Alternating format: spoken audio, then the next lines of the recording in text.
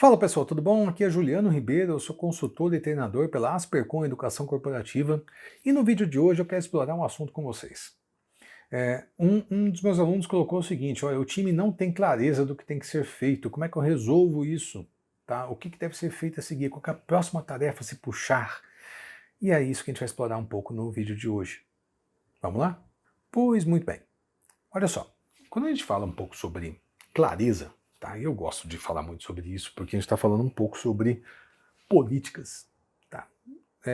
Ou melhor, daquelas cercas elétricas invisíveis que nós construímos dentro da nossa organização. O que isso quer dizer? Quer dizer o seguinte: eu tenho ali N maneiras de gerir as coisas, mas isso não está claro para todo mundo. Um exemplo bem legal. Teve uma vez ali em 2000 e... Puxa, me fugiu agora, 2016, 17, por aí, eu estava dando consultoria numa empresa e tinha um time ali que já estava atuando há bastante tempo junto. Eu acho que a pessoa que estava mais recente ali era o menor aprendiz que tinha entrado há algum tempo, mas algum tempinho já. Mas o resto das pessoas estavam, sei lá, há 5 anos juntas, trabalhando no mínimo. Tá, no mínimo. Ou seja, todos tinham uma visão compartilhada sobre o processo muito boa.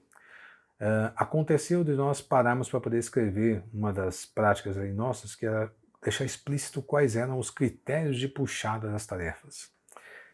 E aí a coisa enroscou, porque as pessoas demoraram mais de 2 horas para se entender sobre um processo que todos eles acreditavam que já conheciam com clareza. Eles não conheciam coisa nenhuma, ou melhor, cada um conhecia sim muito bem o processo que estava na sua cabeça. E não conhecia o processo que estava na cabeça do outro, e essa dificuldade de unir as visões levou ali algumas horas. O que eu estou tentando explicar aqui, gente? Mesmo pessoas que estão atuando há algum tempo juntos, tá, não têm ainda uma clareza sobre como é que são as regras do jogo, quais são os critérios que eu uso para poder puxar uma cartela daqui para ali. Essa é uma das políticas explícitas que nós costumamos ajudar as pessoas a construírem no Kanban, uma das práticas que a gente prega bastante.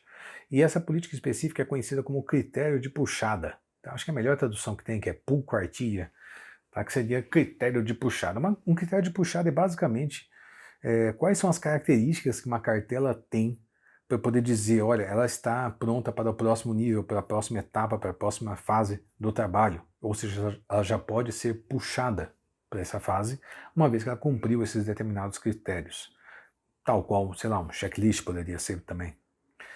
Muita gente faz um paralelo disso com a definição de pronto, tá, que o pessoal do Scrum usa bastante, e eu acho um paralelo até justo, com a seguinte ressalva. Tá? A definição de pronto do Scrum, ela funciona como um filtro de saída, tá, do final do fluxo de trabalho.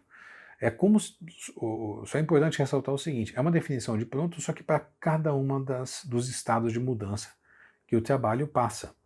Tá? Então não é uma definição de pronto só no final, seria uma definição para cada uma das etapas. Então é um pouco diferente. Por isso que é melhor você nem tentar fazer esse paralelo, vamos deixar aqui como critério de puxada mesmo. Então o critério de puxada ele é uma das políticas ali que você pode estabelecer, e isso vai te ajudar bastante a definir se uma cartela pode ser puxada ou não. Mas ainda assim, um time que não tem, pegando a frase que o colega colocou, tá? O time não tem clareza do que tem que ser feito. O que mais poderia ser? O Kanban ele traz uma visão que engloba o seu cliente no processo. E quando eu falo isso, parece um pouco exagerado, mas não é não.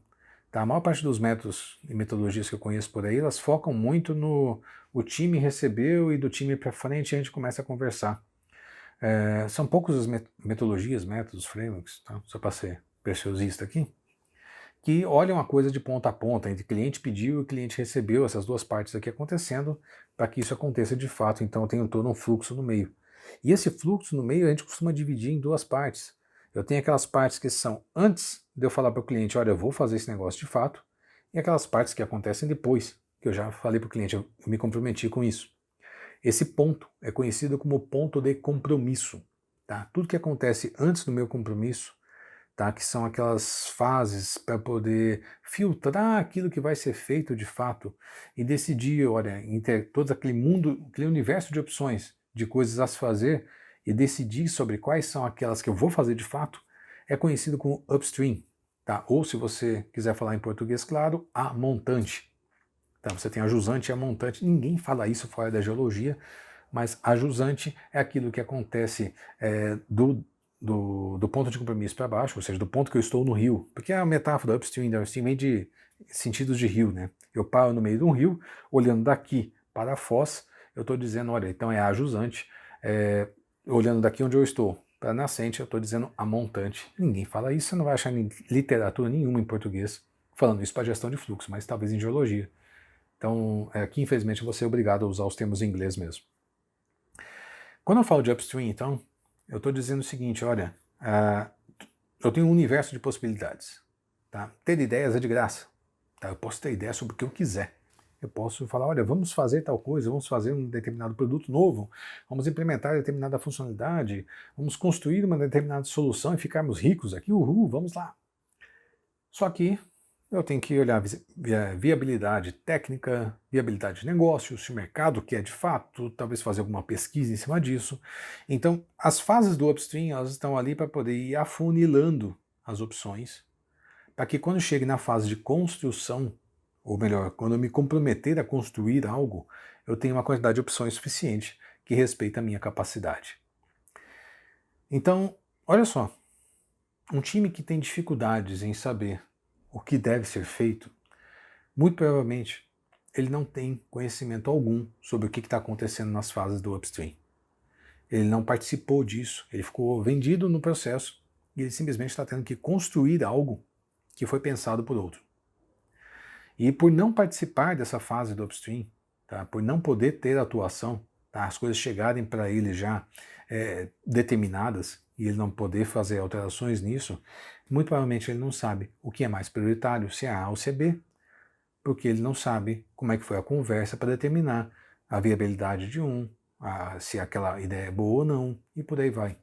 Então veja só, um time que não tem conhecimento, ou melhor, que não tem clareza do que deve ser feito a seguir, tá? Algumas dicas que poderiam te ajudar a resolver isso mapear com bastante clareza como é o seu fluxo upstream, ou seja, desde o cliente pedir até eu me comprometer a construir isso, o que acontece aqui, e nesse o que acontece, deixar muito claro quais são os critérios de puxada que acontecem em cada uma dessas colunas, tá? Em cada uma dessas fases do trabalho, até que isso chega a ser o ponto de comprometido.